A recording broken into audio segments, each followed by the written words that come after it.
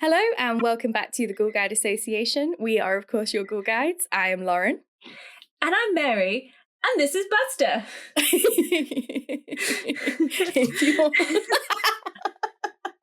He did not like me. He was like, whoa, you do not have rights to my image. I did not sign the consent form. Hello and welcome back to the Ghoul Guide Association. We are, as ever, your Ghoul Guides. I am Lauren. And I'm Mary. And for this episode, this unscheduled extra special episode, we are going to be talking about a live show that we went to yesterday called Uncanny, Fear of the Dark, which, if you are not familiar with Uncanny, which I feel like you probably are if you're listening to this, because it was a sold-out show in Nottingham last night. I had not fully realised how popular this is now. Yeah. But Uncanny is a podcast and TV show by Danny Robbins, who was the writer of the very popular spooky stage show 222, a BBC podcast called the it's not the Enfield Podcast, that's because I've just listened to something. It's the other one. Fantasy. I was like, oh no, Ed and Lorraine went at that one, but Ed and Lorraine were in my head because we were talking about The Conjuring, the Battersea Poltergeist. The Battersea Poltergeist. The other London Poltergeist. The other one. Which was a very popular podcast, basically turned into people send Danny their stories, their haunting stories, and he sits down with them, he talks to them, he finds out what happened to them, and then he will talk to a skeptic and a believer, and they will try to kind of get a better understanding of what might have happened to this person and why. So you turned me on to this, didn't you? This was something that you were telling me to watch and to listen to, and it took me quite a while actually to come round to it. I was recommended this podcast by Craig. I had shared with him BuzzFeed Unsolved and The Ghost Boys. Our beloved Ghoul Boys. So he was like, this is one that I've been listening to that I think you'll also find interesting as well. And I think the reason that I enjoyed it and why I was like, Lauren, you should listen to this as well, because I think you will like it, is because it has that, that similar dynamic to BuzzFeed Unsolved, where you have someone who is a believer and thinks that there might be something there in, supernatural. But then you also have someone who is a skeptic. So in BuzzFeed Unsolved, you have Ryan and Shane, and they're kind of, I think it's just such a unique but also really charming dynamic where you do delve into that, and because one does believe and the other one doesn't, you can have those really frank and interesting discussions, and also challenge people on, well, we listened to the same thing, or we experienced it, or we saw it, and why do you think this and why do you not? And so this is what Danny Robbins does, is he will investigate cases of people's and these are everyday people's experiences, real people. I had this experience and I can't explain it. I think it might be something paranormal, or I haven't solved it. And he will bring on someone who is an expert in the kind of paranormal field, often a parapsychologist, and then he'll also bring in an expert skeptic. So it might be someone who's, does a lot of research in psychology, or in ufology, or various different kinds of things. And I really like that as a dynamic where you have, you have the two sides, but it's more than that. You can unpick things and challenge and have an open, honest discussion. Yeah. Uncanny is like the thinking man's BuzzFeed Unsolved / Ghost Files, because That obviously does happen on Unsolved. I don't want to undersell Shane and Ryan, but one of the things that makes Shane and Ryan so charming is they are both fucking goofballs. Yeah.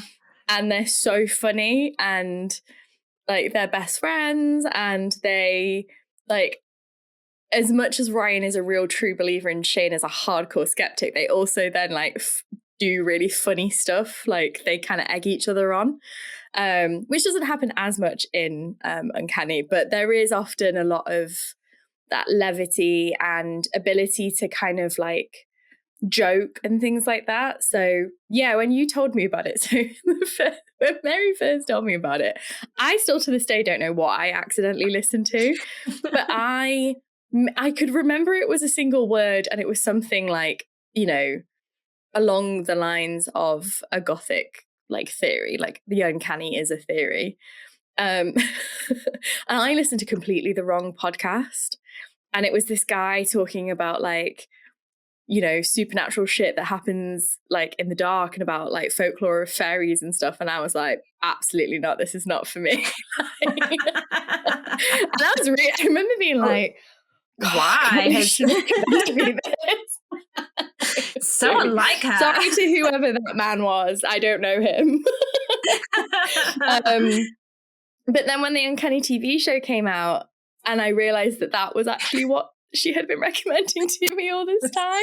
So funny. When I watched the TV show and was like, oh, this actually is really good. I went back and binged the podcast, and they've since done Uncanny USA, which I did find really interesting because I do find American, particularly like cryptid and folklore, I think because of its colonial history and that sort of tension between indigenous and colonial, that was really, really interesting. They've done like some Christmas specials and summer specials and things like that. I think he'll often go and visit the places. And I think this is one of the things that you and I really like about it, and it's why when I was listening to it, and I was like, I need to recommend this to Lauren, because it is, Danny's kind of in the middle, but he goes out and he talks to people, and I think he has a really genuine rapport with people. He'll go and scope out places, but he also does, he does research. And then also it is really well researched. He'll the experts that he gets on there, especially in the podcast where there is more, I think there's more of a variety, that it's really well thought out and curated in terms of what's the case, and then who can I get on that will really be able to shed some light onto this in a kind of expert way. He's had like, the editor of the Skeptic Inquirer, and like people that actually like their job is to figure out what, there's been a UAP, what is it? So yeah, it is like, I learn a lot as well, as finding it enjoyable. So the live show, this is the second Uncanny live show, and it's called Fear of the Dark, and Danny tells 6 stories with sort of audio-visual elements to kind of like bring them to life. There's a lot of sort of like stagecraft to it. I jumped repeatedly, despite Hannah. So we went with our friend Hannah, and I said to her, I know every time they turn the lights off and then they do the scream, I know it's going to happen. And yet I have shit myself every single time they've done it. They bring out 2 of the experts. So the experts who were originally on Battersea Poltergeist and then are mostly on the TV show, Evelyn Hollow and Ciarán O'Keeffe, who, if you're a Most Haunted fan, you almost definitely are familiar with Ciarán as Derek Okora's biggest nightmare.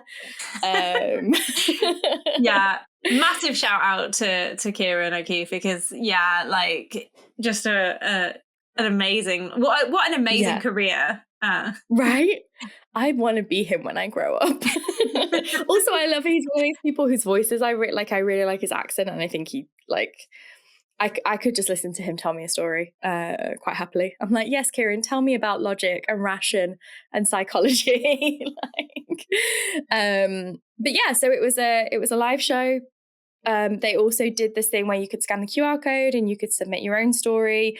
So we got a couple of the audience stories, which as a Nottingham local, I was absolutely cracking up because for some reason I always forget until I hear it. It's like this weird thing. I know we're in my hometown and I know we're like there and that's how people talk. But then when people are like, so I was at my mum's and I said to her and she said to me, and I can't even do a Nottingham accent anymore because I can't remember what I sounded like before I moved away to university. It always really delights me. I don't know why I find it so funny, but I really find it funny when, like, you know, someone has actually got a East Midlands accent and tells stories like my mum tells stories, which is with far too much context that is absolutely not relevant to the story that you're telling me. Yeah. Don't need to know what day it was. Don't need to know who was there. Don't need to know how many clouds there were in the sky. Delightful. But yeah, this was my first Uncanny live show, but you and Craig went to see the last one, didn't you? Yeah, we did. So this was a year or so ago, and we saw it in the Crucible in Sheffield, which is, if there's any horror snooker fan crossover, you will be familiar with the Crucible Theatre as the home of the World Championship of Snooker. Mm-hmm. And if you're not familiar with the Crucible, it's a really it's a theatre in Sheffield. It's a theatre in Sheffield, but it's a really nice. I really like it. I really like going and watching plays there. It's it's like what are those theatres called? I've like a pit theatre. No, where there's like my brain just gave me con, and that's not right either. No. We have English literature degrees. It is like a Shakespearean theatre, isn't it? Where it's like almost round. Like the Crucible is designed so that everybody is sort of.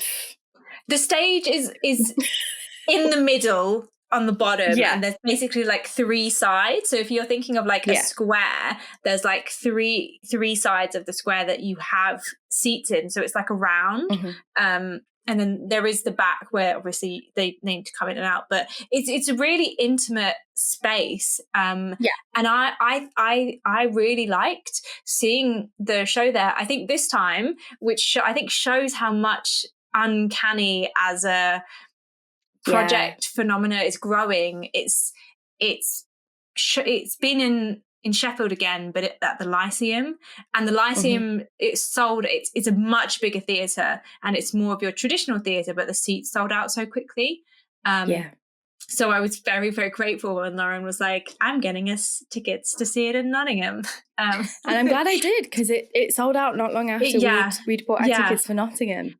But the first one it was really intimate. And I think because it's such a unique theatre space, I think there were some elements of the tech that didn't quite work.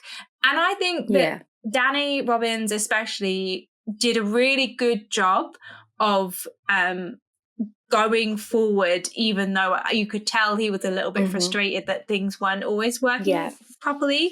But what I think was really interesting about the first show was he's telling you the stories, the cases, and then it really uses like the darkness and the lights and the shadows and projections to create a really spooky atmosphere. And I think, so the first one that I saw, I think there was only 3 main cases, whereas in this one there were 6. And what I would say is I think actually having so many cases, it was great because you got more of a variety. And there were some cases that I thought were really interesting. And I mean, I don't know if you had a favorite, but for me, it's a toss-up between the UFO one and the cryptid one. Just because I was going to say it's between those two, maybe the poltergeist one over the UFO one, just because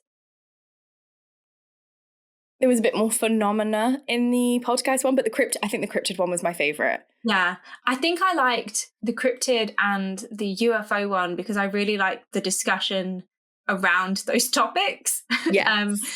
I think just to quickly say, for me, I think I liked the variety of the different cases, but in terms of it being a stage production, I think I enjoyed the first one a little bit more just because you had more time in the stories, and then the scares and the tension were able to build up a little bit more. And I think that there were quite a lot of jump scares in the one that we saw last night. For me, okay, great, jump scare, and then what? I quite like the build up of tension. But it is still fun to be in a theatre as everyone is jumping. Yeah. And I think so before we kind of talk a little bit more about the show, so we didn't actually say this. This is a review of the Uncanny live show that we saw. We were just starting and we're like, we went to the theatre last night. But from what I could understand, because I did read a little bit when we got home, because I'd not read up about the show beforehand and I wanted to kind of go in blind. From what I was sort of picking up, I think the first Uncanny live show was a live podcast episode, essentially. So the way they had designed it was that it would feel like an Uncanny episode, but that the images that you might, because Uncanny is one of the few podcasts I like that does sound effects. I often don't like sound effects in podcasts, partially because it hurts my ears. I don't like ASMR. And partially because it doesn't add anything to it for me. But Uncanny does, it's almost more like a story, because it is storytelling. So from what I could understand, the first show was designed to be like a podcast episode and an intimate sort of experience, whereas this was designed as a live show with the audience interaction and the short story. So I think, which maybe that's a good thing. Part of me did wonder, with something like this, you do have sort of infinite potential because there's so many stories you could tell. You're never going to run out of them. That's why there's 37,000 seasons of Most Haunted. Yeah. But you do run the risk of just doing the same thing over and over and over again. And I did think, in a way, I appreciate them being okay, well, what can you not get from the podcast or the TV show? And there is that element of audience interaction. I would have loved to have, I wish I'd have been on the train when the last one happened. I think actually I had just gotten into it when you went to the live show and there was one ticket left for the one in Nottingham, but there was a reason I didn't buy it, and I do regret that now. But yeah, so the show was, it was Danny telling these 6 stories. The first story was about a haunted house, and specifically a haunted nursery, potentially with a ghost baby. The second story was about a UFO in Scotland. And we all said, it's clearly something about Scotland. And the sort of, my response was military bases. Then was the third story the cryptid story, or was that another ghost story? I think it was I feel like I've missed one. Yeah, I think. So yes, the third story was the cryptid story, which was about a man who saw something when he was driving down a very dark road in Lincolnshire. And then there was a story about a potential poltergeist in a flat in Scotland. Then there was a very sad story about a guy who had an experience where he heard his wife's voice when she was in the hospital. And then I've missed one. What was the other story? That was clearly the least memorable one for me. There was a little one that he ended on, and I can't remember. What was the short final one? Yeah, I think there was it another baby one? There was another child one, wasn't there? Yeah. Yeah. Clearly that one was, but the last one was shorter. It was more like a sort of, it was less of a story and more of an ending on it. So yeah, we say 6 stories. Not all of the stories had the same depth to them because the stories that were being told actually didn't necessarily. And I did think in some ways, maybe as well, like they get so many people. So people email Danny. This is how it all started. People would email him on Busty Podcast and say, well, this happened to me. So he must get so many emails from people. And I imagine some of the emails are compelling stories, but it's not enough to do a full episode of Uncanny, like about potentially like the nursery story, for example. Which, yeah, like I do like it when they deep dive into a story and they pick it apart. But what I thought it did do really nicely is they basically found ones that all sort of like worked on a similar theme. In terms of like things that happen to us in the dark. Yeah, because I think, and that I found that really interesting, the kind of intro bit that Danny did about, you know, introducing the theme. We are all afraid of the dark because, yeah, that's true. And it is an evolutionary part of our psyche because when we were pre-humans, apes, what was in the dark, it might actually genuinely be a predator. And so it's hard-coded in our DNA to be wary of the dark because if you can't see what's there, you don't know if it's safe or not. And so that then kind of like evolutionary aspect has made us still to this day be wary and afraid of the dark, even though we, don't know what's there or not. Is it a predator? Is it an apex predator like a lion or a cryptid? Or maybe it's a ghost, and that's, I think, what unites all of the stories and also what interests me in spooky stuff as well, because it is this universal human experience of what is the point of life? Why are we here? And also what is here? What is in the dark? And I think that's the thing. So what was really interesting, and we had suspected this after the last season, we both said to each other, I wonder if the like listenership and viewership skews more towards Team Believer rather than Team Skeptic. And, throughout the show, Danny was like, who's Team Believer? Who's Team Skeptic? Now, Craig made the point that Team Skeptic is probably less, like enthusiastic, that, and I said, yeah, it's a bit like trying to prove a negative. Like, I feel like if you're a skeptic, you're not as passionate about being a skeptic unless that's your thing. We all know that guy. As I described, a Harry Houdini skeptic. R.I.P. But obviously, I think if you're Team Believer, you're going to be a lot more like, yay, I'm Team Believer. There was definitely more people there who believe in the supernatural.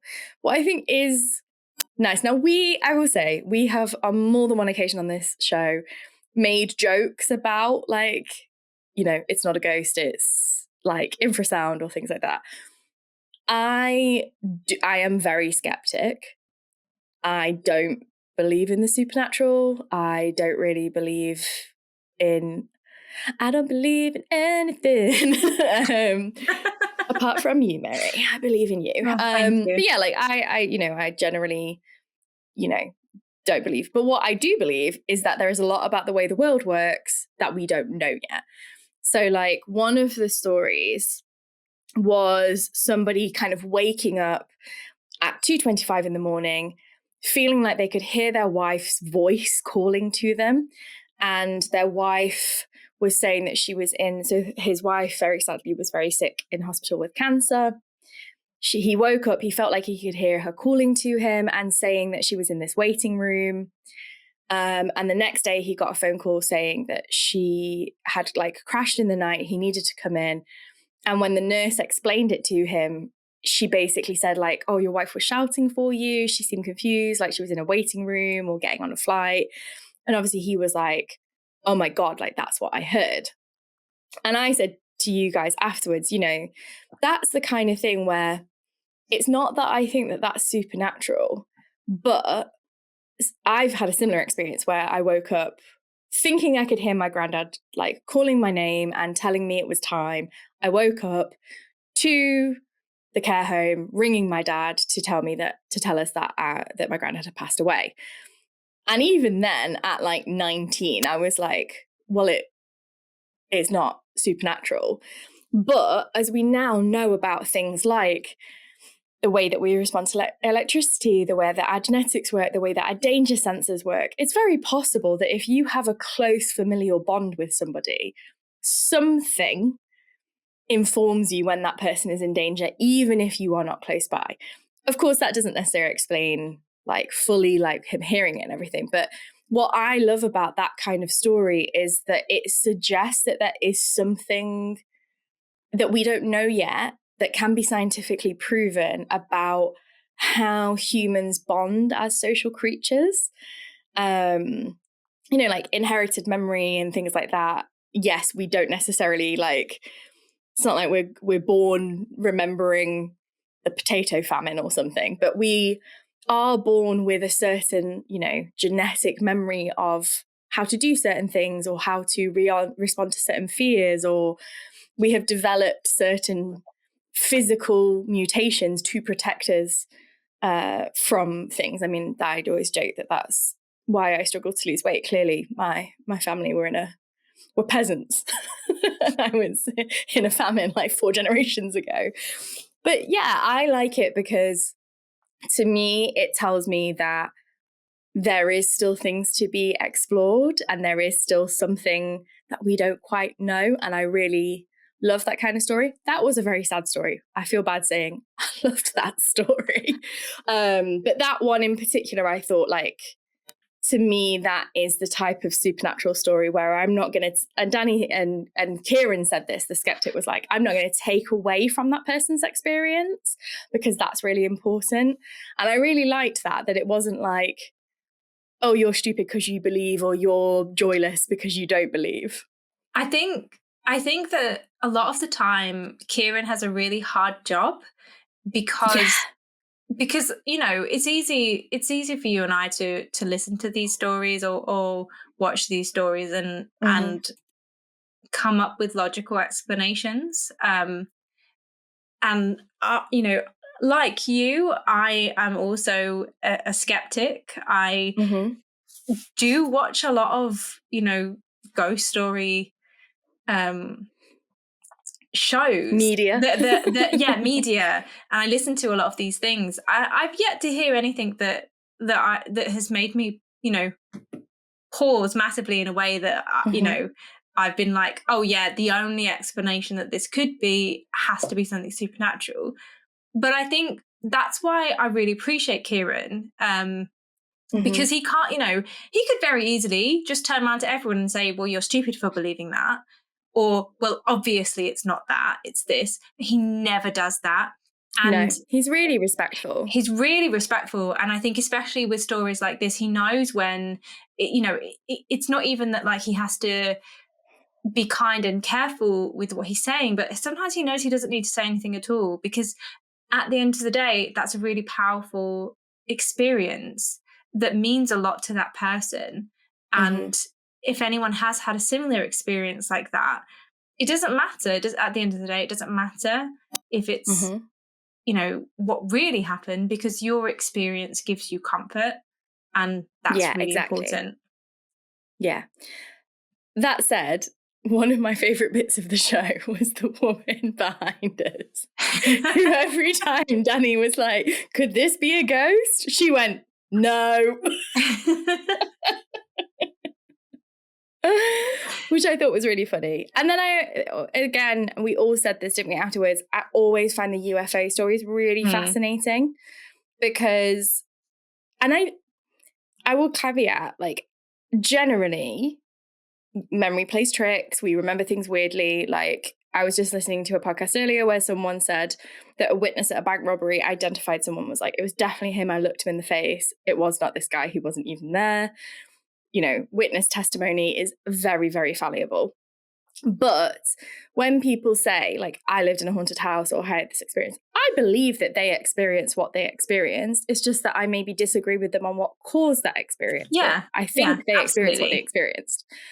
And the thing about a lot of UFO cases, like the big ones, like Rendlesham Forest, and like the one in this story from Bonnybridge in Scotland, multiple people saw the same thing. Like, it was not just one person, multiple different people saw the same thing. And I, again, love that one because I was like, what the fuck was that? I don't disbelieve in aliens, but that is like, I'm more likely to believe in an alien than a ghost, but aliens are still pretty, you would have to do a lot to convince me that there were aliens on whatever that red tic tac in the sky was. Do I think there was a red tic tac in the sky? Absolutely. Yeah. Well, this is the thing, isn't it? Like, extraordinary claims do require extraordinary evidence. And I think so far, has the bar of extraordinary evidence been met for ghosts and aliens? Maybe we're still looking into it. And, we are. And that's also one of the beautiful things about this show is that we get to explore that. And I do really like that you mentioned the whole like audience stories, and it was nice to get a flavour of Nottingham as well.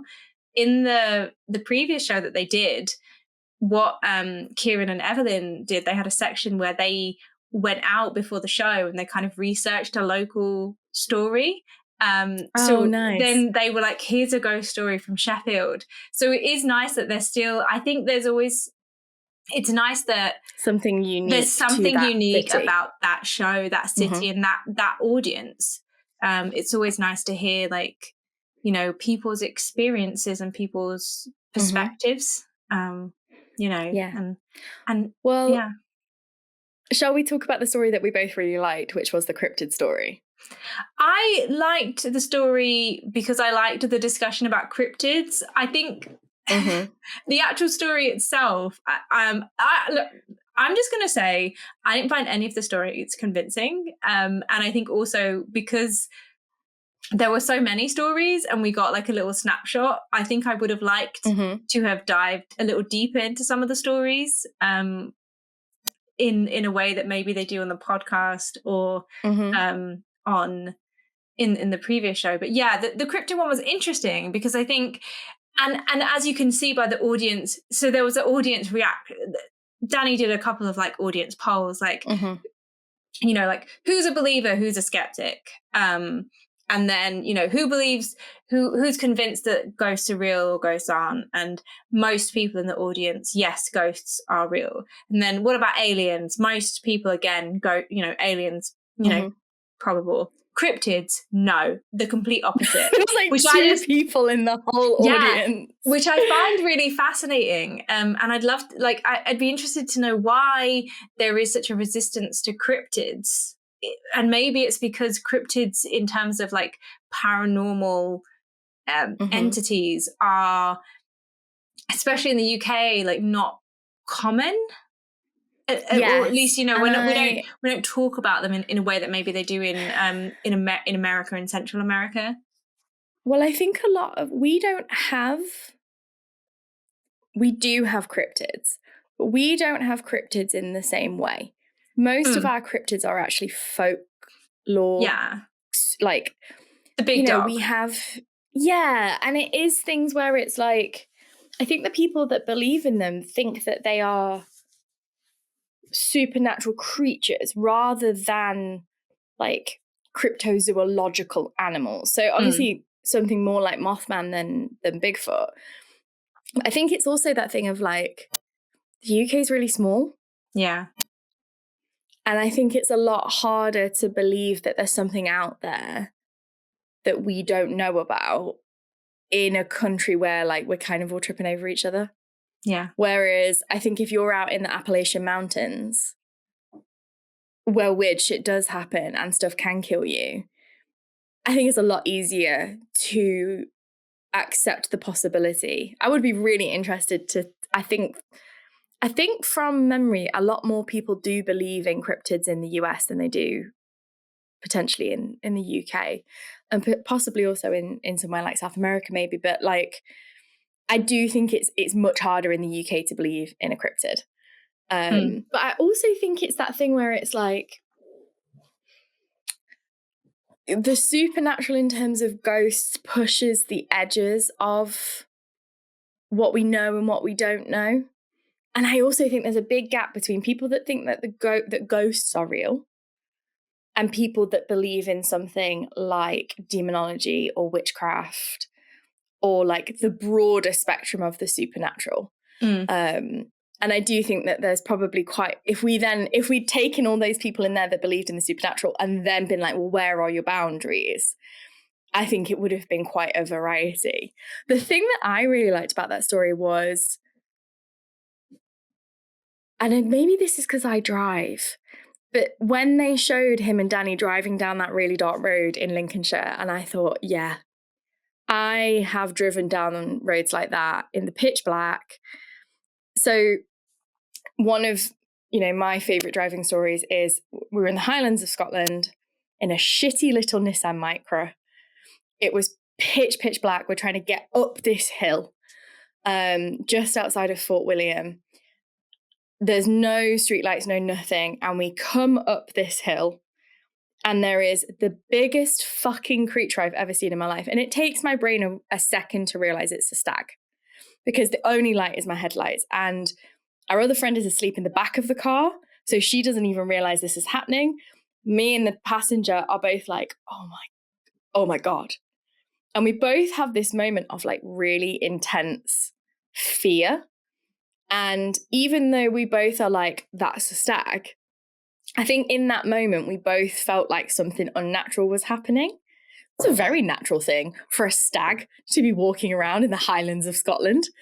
But in that moment, seeing how big it was, the way the light reflects on its eyes, like I can imagine that if it was misty, if it was raining, if the visibility was different, if I was tired, sad, scared, any other, if we weren't driving along like probably listening to like Super Bass or something, that I might have had a very different reaction to seeing that stag because it scared the absolute fuck out of me. It's and unfamiliar. That memory still like it was a real uncanny moment because it seemed unnatural.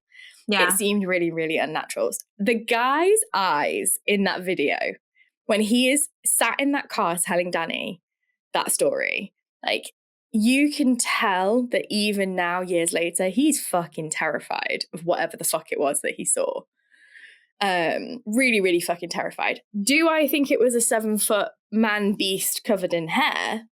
No, I think it was probably like a bear or a rabid dog of some description. I remember one time, this was in Sheffield because this would never happen back in Essex because, but like, and I think it was a hot day, but maybe not like massively hot. But I was on a bus and I was on the top deck of a bus and I looked down and I saw, that like a man in a shirt. And I was like, that's a really weird shirt to be wearing. It was kind of like brown. And then I realized, no, actually he's shirtless. That's the only reason why I say this was in Sheffield, not in Essex. Because it was hot, but not like that hot to like not be wearing a shirt. But he was just genuinely, his back, his front, his arms just covered in like thick brown hair, covered in hair. And it took me a second to realize that he wasn't wearing a shirt. So I imagine that like at night when it's tired, the light is bright, but then also dark. And you're, on a road with twists and turns or all these kinds of things. And if you just flash on something or you see something for a split second, especially if it's moving, like it could just be, a really tall man, or it could be like a mangy animal. Like it's there's lots of things that it could be. But what is important is that in that moment, the person having that experience, you can't fake that kind of shock. Exactly. So like it's like he saw something that scared the living shit out of him, and I think there's something about places like Lincolnshire, the Yorkshire Moors, the Norfolk Downs, like there's something about those landscapes, especially because they're often very samey. You don't really have a good concept of where you are. That one I found really interesting Because, yeah, I think out of everything, you would have the hardest time of convincing me of a cryptid. Yeah. But then it's like, well, what was it?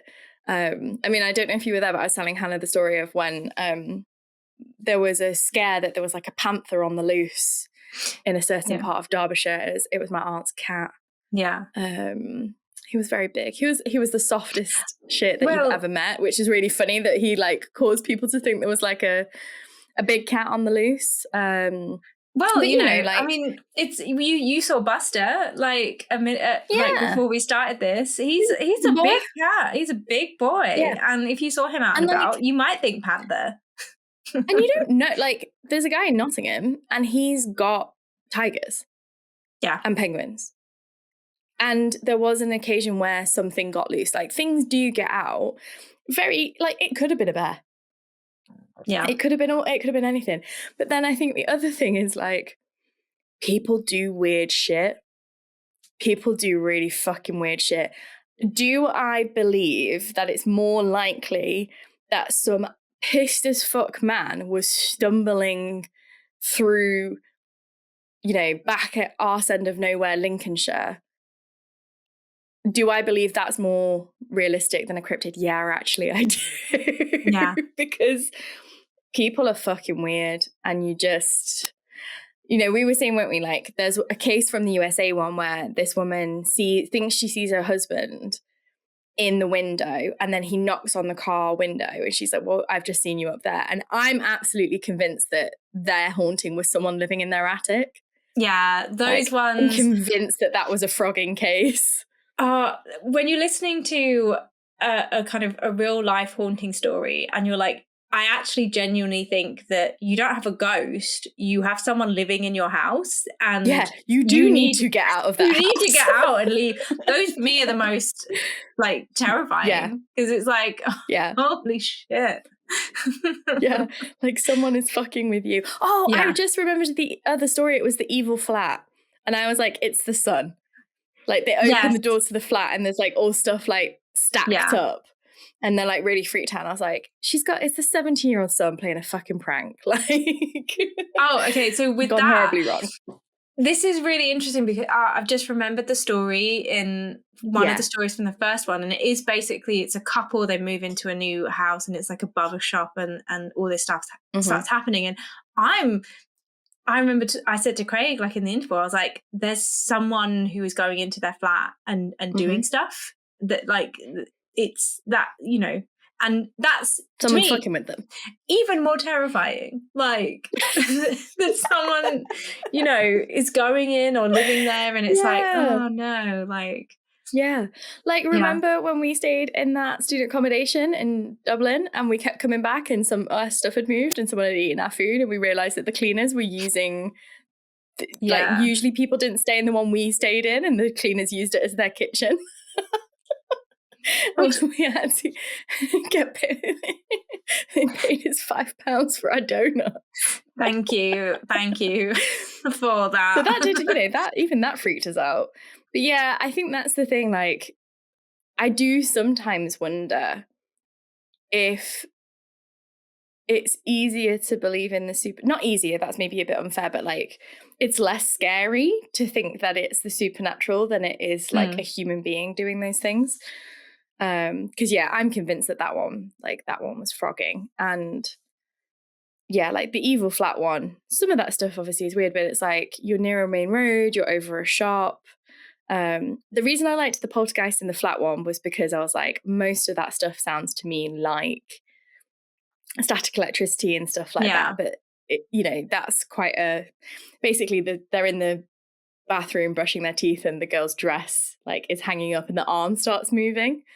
And I straight away was like, I'd be asking, were there metal buttons on the arm? What fabric was it made of? How close was it to the towel rail? Like, was the heating on? Like, all of those types of questions. Which is pretty much exactly what Ciarán O'Keeffe. What Ciarán said. Yeah. And that's why he's the goat. Yeah. Maybe we should start, maybe like just as fans of the Ghoul Boys, maybe we should start a Ciarán O'Keeffe fan club. Appreciation fan club. Yeah. Yeah, maybe that's like the new subcategory for the Ghoul Guide Association. Because so I think unfortunately most of the shows are sold out, but a new season of Uncanny is starting soon. So if you've never watched or listened to it before and you're looking for, you know, something, if you're a believer or a skeptic that scratches that itch, then I think we both walked away having had a good evening. Yeah, enjoyed the show. I think there's the first season of the TV show Uncanny. I think it's still available on BBC iPlayer, and I think so. The new series will be airing around Halloween, which is when our episode is also airing. I don't know how you access BBC iPlayer elsewhere, but I think you have to have.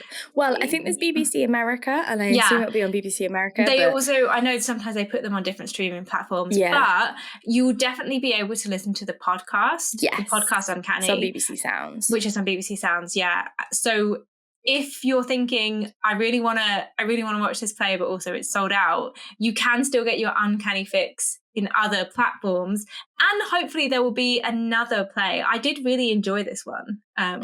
I've enjoyed both of them, so I would definitely be intrigued to see if there's a third one, what they do with it. Yeah, and I think we are all going to buy tickets to see 222 A Ghost Story, which is coming back round in April. So that's also a little shout out if you're looking for something like that. I think that's doing a UK tour. Yes. So we're going to go see that, and because apparently I can't watch a horror film, but I will absolutely shit myself in the theatre. I love spooky plays. So Me I'm too, excited. and I don't know what it is about the different. I think it's something about knowing it's the theatre. Yeah. Something about it. My brain can just enjoy how scared I am, but know that I'm okay. Yeah, I think it's the gore. It's the lack of gore and things like that. If you have listened to this and want more spooky theatre reviews / recommends, then let us know, because we'd happy to go to more stuff. But also if there's things that you want to recommend to us that you think that we should check out, then also please do get in touch. You can comment under this episode, or you can send us a message on Twitter or Instagram or BLUESKY, or you can email us. Sometimes our Ouija works, sometimes it doesn't. So, whatever method works. Yeah, we get intermittent connection. Yeah. But yeah, this episode is airing on Halloween. So I guess to everyone listening, I hope you have a lovely Halloween. Yeah. Lauren, I hope you have a lovely Halloween. Yeah. Yeah, you too. Yeah. Any plans? Nothing big. Nothing big. No major life events for my, very close, dear, cherished friend that some may call partner in crime. Nothing I can think of the top of my head. Okay, cool. And in the meantime, stay safe and stay spooky. Stay safe and stay spooky.